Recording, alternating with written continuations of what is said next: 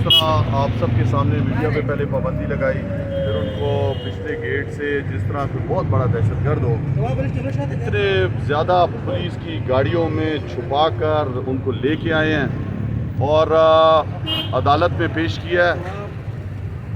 عدالت نے 5 دن کا ان کا اور ریمانڈ منظور کیا ہے.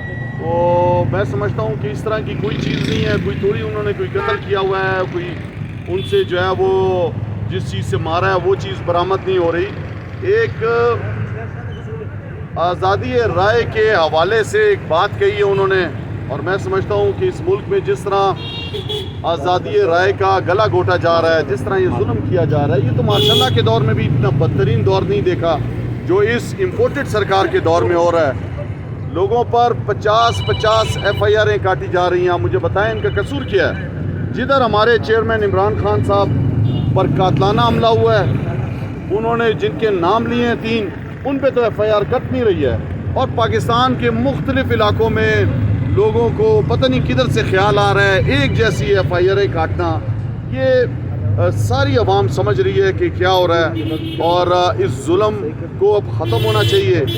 میں سمجھتا ہوں کہ اعظم سواتی صاحب جو ایک ہمارے پارلیمنٹیرین ہیں، 75 سال ان کی عمر ہے، بزرگ آدمی ہیں، اس طرح ان کو اٹھا کر ہسپتال سے خصوصی طیارے میں کوئٹہ لانا کہ پتہ نہیں وہ کوئی غیر ملکی کوئی جاسوس ہے، کیا انہوں نے کیا؟ میں سمجھتا ہوں بلوچستان کو یہاں کو استعمال کرنا اس طرح کے کاموں میں یہ زیب نہیں دیتا ہم سب کے لیے. اور یہ ایک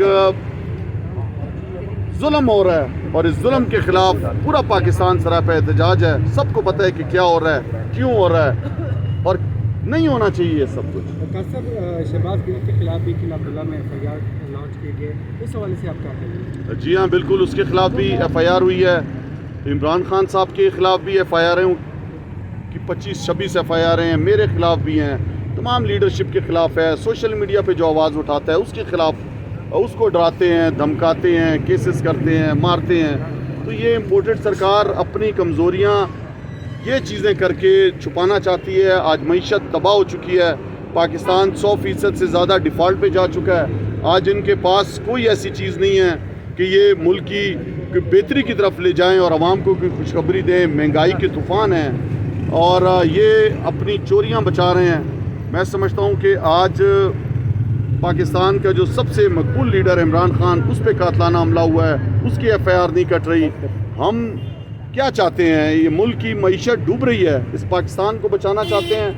ہم چاہتے ہیں کہ پاکستان میں فل فار الیکشن ہو اور اس کی پوری ہم کوشش کر رہے ہیں. آپ سب کے سامنے ہے کہ عمران خان صاحب نے کہہ دیا ہے کہ وہ پنجاب اسمبلی اور خیبر پختونخوا اسمبلی کو بھی تحلیل کر دیں گے. اور ہم پوری کوشش کر رہے ہیں کہ عوام کی جان چھوٹے ان چوروں سے، لٹیروں سے، منی لانڈرر سے. یہ جو ڈیل کر کے آئے ہیں، NRO 2 لے کے آئے ہیں، اپنی چوریاں بچا رہے ہیں. ان کی عوام آج شکل نہیں دیکھنا چاہتی. یہ جو پی ڈی ایم کا ٹولہ ہے، آج پاکستان میں نفرت انگیز لوگ ان کے بارے میں باتیں کر رہے ہیں، ان سے جان چھڑانا چاہتے ہیں. اور واحد راستہ فری اینڈ فیئر انتخابات ہے. سوری صاحب، آپ کا اپنا وزیر اعلیٰ پنجاب میں بیٹھا ہوا ہے، آپ کہہ رہے ہیں ایف آئی آر نہیں کٹ رہی ہے. مونس الہی کا یہ کہنا ہے کہ جس طریقے کی Imran Khan F I R چاہتے ہیں، ہم نے ان سے کہا کہ بے شک آپ اپنا ایسا چور لے آئے کہ اگر وہ کاٹ سکتا ہے ایف آئی آر تو کاٹ دیں. یہ نہ MLC کرائی ہے، نہ کوئی اور قانونی تقاضا. یہ پورے پاکستان کو پتہ ہے. عمران خان صاحب ٹی وی پہ کہہ چکے ہیں کہ میں جو سب سے بڑی پارٹی کا لیڈر ہوں، میری اپنی حکومت ہے پنجاب میں، ہم یہاں پہ ایف آئی آر نہیں کٹ رہی میری، تو غریب عوام کی کدھر کٹے گی ایف آئی آر؟ ایک اتنے بڑے لیڈر کی جب ایف آئی آر نہیں کٹ سکتی تو غریب عوام کدھر انصاف لے گا؟ آج پورا پاکستان انصاف چاہتا ہے.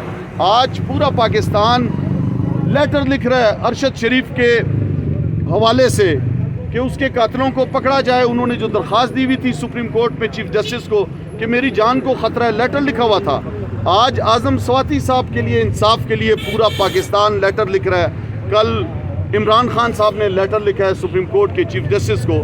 تو اب پورا پاکستان انصاف مانگ رہا ہے اور جس طریقے سے انصاف کا گلا گھوٹا جا رہا ہے تو یہ ہم سب کے سامنے. Thank you sir.